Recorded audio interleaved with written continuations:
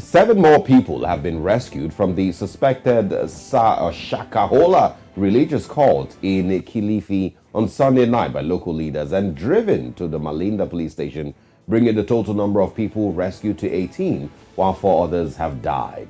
Now, this comes days after the controversial leader of the Good News International Church, Makenzie Nthenge, allegedly encouraged people to pray and fast to death in order to make it to heaven.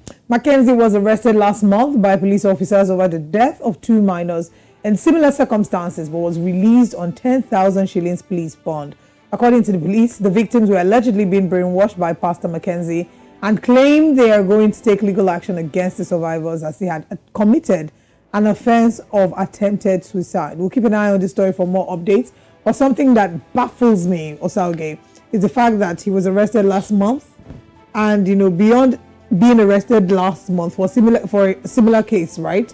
He was released on 10,000 shillings bail bond, and then he's back again for something similar.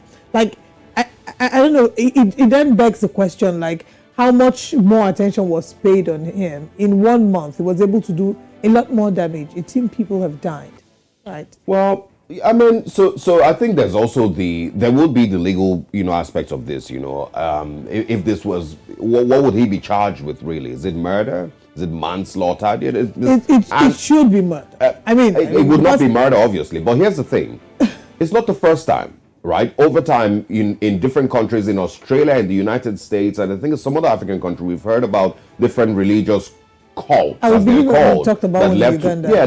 There's a story, I think, at Jonestown or one of them, where about 100 people were killed, and they all drank poison because their pastor or the leader of the cult or the church directed that they all commit suicide. There's one, I can't remember the name. There's Jonestown, I know that's one of them. Another one was called Heaven's Gate, in different parts of the world over time, where dozens, sometimes hundreds of people drank cyanide because the pastor asked that they do that. Some of them set themselves on fire inside the church building.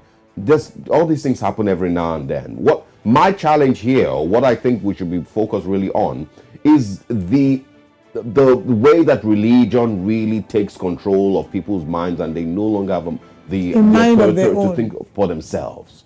Because these are families, these are adults, these are grown-ups, that should have a mind of their own. And when your pastor says, or your spiritual leader says, do this because you need to make heaven or something, walk barefooted, roll on the floor, donate all your money to the church, have a mind of your own. But obviously, we don't get to see a lot of that. Yeah, we need to teach more of independent thinking. Anyway, let us know what your thoughts are on that story and any of all the stories we've discussed by tweeting at News Central TV on all social media platforms.